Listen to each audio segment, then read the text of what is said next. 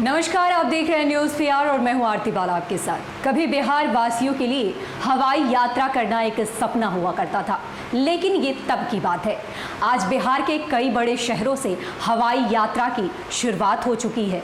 लोग ऐसे में हवाई यात्रा को बड़ी ही आसानी से ट्रैवल कर रहे हैं। वहीं आपको बता दें कि अब जल्द ही बिहार में हवाई यात्रा की क्रांति आने वाली है और बिहार वासियों को इस क्रांति का बेसब्री से इंतजार है।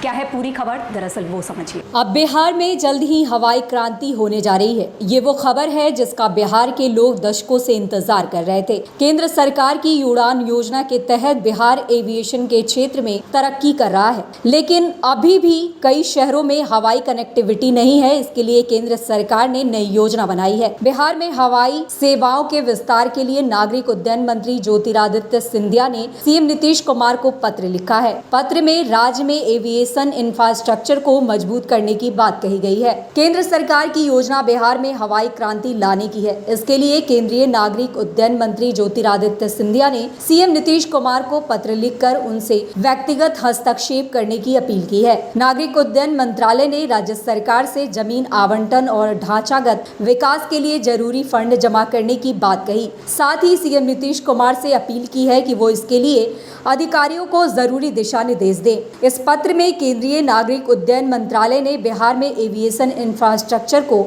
मजबूत करने की बात कही। पत्र के अनुसार बिहार में पटना एयरपोर्ट, रक्सौल, पूर्णिया, मुजफ्फरपुर और दरभंगा एयरपोर्ट को डेवलप करने का जिक्र है। इन पांचों एयरपोर्ट के विस्तार के लिए अगले 4 से 5 सालों में लगभग 20,000 करोड़ खर्च करने की योजना है। एविएशन एक्सपर्ट इसे बिहार सरकार के लिए एक बड़ा मौका मान रहे हैं। इन 5 एयरपोर्ट के विकास के लिए तकनीकी जरूरतें हैं। नागरिक उड्डयन मंत्री ज्योतिरादित्य सिंधिया ने सीएम नीतीश कुमार को लिखे पत्र में इसका विस्तार से जिक्र किया है। पटना एयरपोर्ट पर रनवे एक्सटेंशन के लिए 49.5 एकड़ जमीन की बात कही गई है। पटना एयरपोर्ट पर टैक्सी ट्रैक, आइसोलेशन वे, ग्लाइड पाथ और उपकरण समेत कई योजनाओं का प्रस्ताव दिया गया है। रक्सौल एयरपोर्ट के विकास के लिए 121 एकड़ जमीन की जरूरत बताई गई है।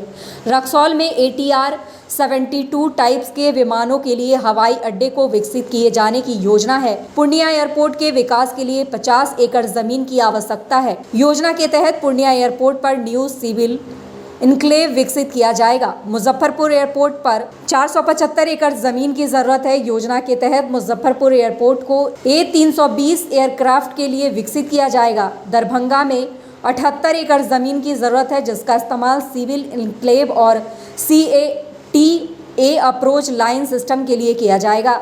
इसमें कोई शक नहीं है कि बिहार जैसे राज्य के लिए एक बड़ा मौका है। केंद्र सरकार के रीजनल कनेक्टिविटी स्कीम के तहत बिहार के कोने कोने को एविएशन मैप पर लाने की प्लानिंग है। यही नहीं, ज्योतिरादित्य सिंधिया ने बिहार सरकार से अंतर्राष्ट्रीय उड़ानों की संभावना पर भी विचार करने के लिए कहा है।